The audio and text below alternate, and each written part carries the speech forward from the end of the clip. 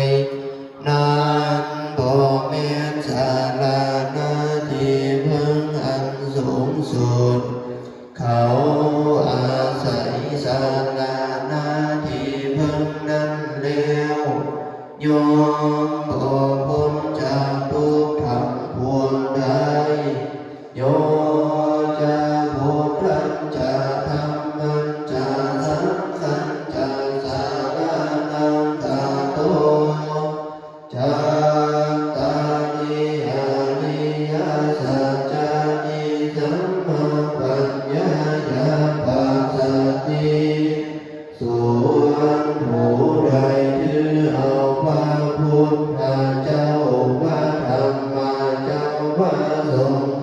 เจ้าเป็นศาลาหน้าที่พึ่งแล้วเห็นอริยสัจคือความจริงอัน